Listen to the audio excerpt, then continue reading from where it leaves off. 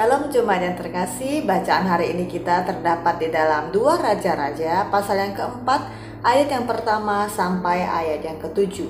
2 Raja-Raja pasal yang keempat ayat yang pertama sampai yang ketujuh berbunyi demikian. Salah seorang dari istri-istri para nabi mengadukan halnya kepada Elisa sambil berseru, "Hambamu suamiku sudah mati dan engkau tahu bahwa hambamu itu takut akan Tuhan. Tetapi sekarang penagih hutang sudah datang untuk mengambil kedua orang anakku menjadi budaknya." Jawab Elisa kepadanya, "Apakah yang dapat kuperbuat bagimu? Beritahukanlah kepadaku apa-apa yang kau punya di rumahmu." Berkatalah perempuan itu, "Hambamu ini tidak punya sesuatu apapun di rumah kecuali sebuah buli-buli berisi minyak." Lalu berkatalah Elisa, "Pergilah, mintalah bejana-bejana dari luar, daripada segala tetanggamu bejana-bejana kosong, tetapi jangan terlalu sedikit. Kemudian masuklah, tutuplah pintu sesudah engkau dan anak-anakmu masuk, lalu tuanglah minyak itu ke dalam segala bejana. Mana yang penuh, angkatlah." Pergilah perempuan itu daripadanya, ditutupnyalah pintu sesudah ia dan anak-anaknya masuk, dan anak-anaknya mendekatkan bejana-bejana kepadanya, sedang ia terus menuang. Ketika bejana-bejana itu sudah penuh, berkatalah perempuan itu kepada anaknya, "Dekatkanlah kepadaku sebuah bejana lagi." Tetapi jawabnya kepada ibunya, "Tidak ada lagi bejana." Lalu berhentilah minyak itu mengalir.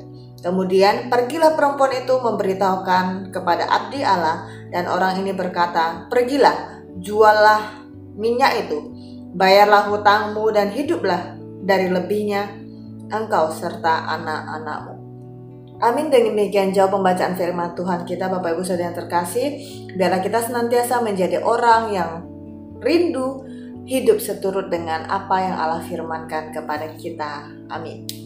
Bapak Ibu Saudara yang terkasih, melalui 2 Raja-Raja 4 ayat 1 sampai yang ke-7, kita bersama-sama akan belajar satu tema renungannya, yaitu memiliki segalanya. Memiliki segalanya. Jemaat yang terkasih, seringnya orang berkata, "Aku tidak punya apa-apa. Aku tidak punya apa-apa dalam hidup saya ini." Saat berkata demikian, mayoritas orang-orang itu bukan benar-benar tidak punya apa-apa. Mereka tidak telanjang ataupun tidak punya tempat tinggal. Pada mereka ada makanan, pada mereka ada pakaian, pada mereka ada tempat tinggal, bahkan pada mereka ada uang simpanan di bank atau tabungan.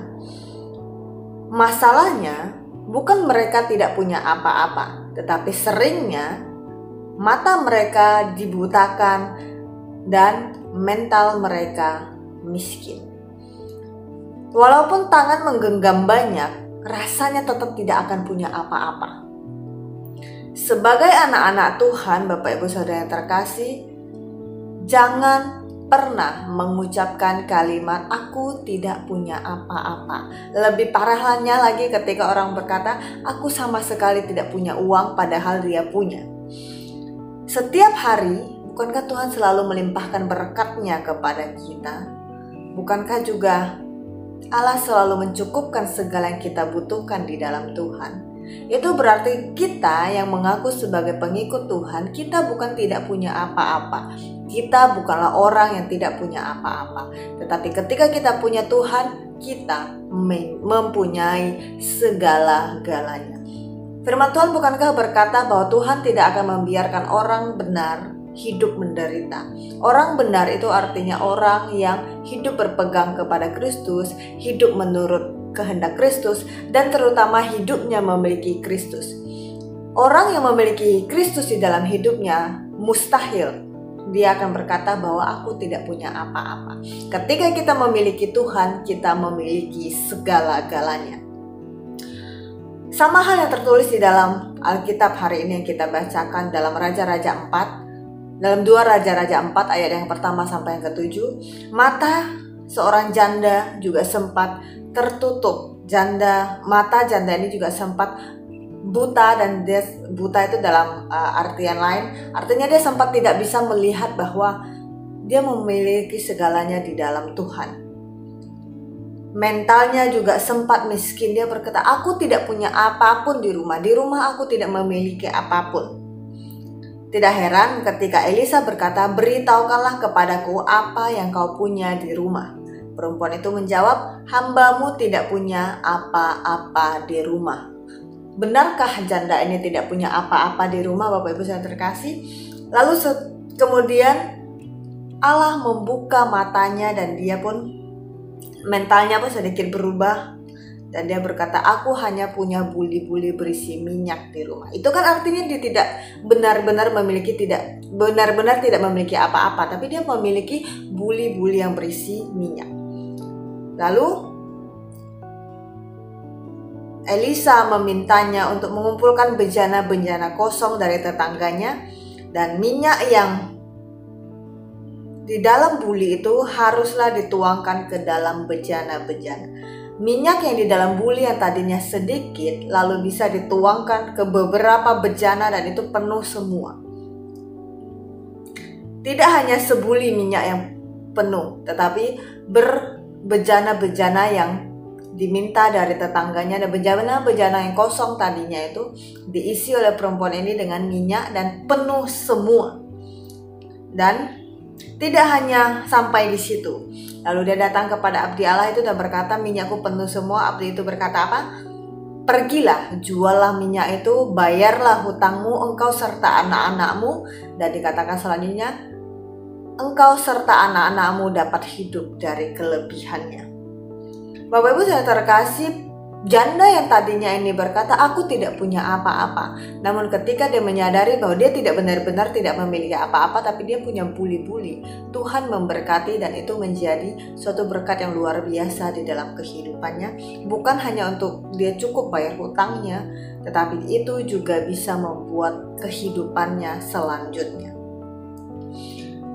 Perempuan itu sadar ketika ia punya Tuhan. Dalam arti dia beriman kepada Tuhan, dia memiliki segalanya. Apapun yang kita miliki saat ini, kalau kita beriman itu bisa menjadi berkat, itu akan menjadi berkat bagi kita, Bapak Ibu jemaat yang terkasih. Maka berhati-hatilah ketika kita sebagai pengikut Kristus, sebagai orang-orang yang diurapi oleh Tuhan, sebagai anak-anak Allah, berhati-hatilah ketika kita berucap, "Aku tidak punya apa-apa." Jangan sampai ucapan kita itu adalah doa. Jangan sampai ketika kita bilang, "Aku tidak punya apa-apa," lalu Tuhan benar-benar mengambil apa yang kita miliki.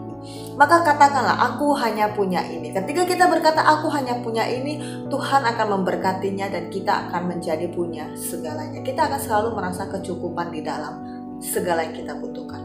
Alih-alih mengatakan, "Aku tidak punya apa-apa," senantiasalah mengucap syukur dengan apa yang kita miliki atas berkat-berkat yang Tuhan berikan kepada kita. Mungkin secara manusia kita seringnya merasa tidak cukup, seringnya merasa ini tidak akan cukup untuk selanjutnya, ini tidak akan cukup untuk selanjutnya. Akhirnya kita berkata, "Aku tidak punya apa-apa kecuali ini." Kecuali ininya itu yang harus disyukuri, Bapak Ibu jemaat yang terkasih.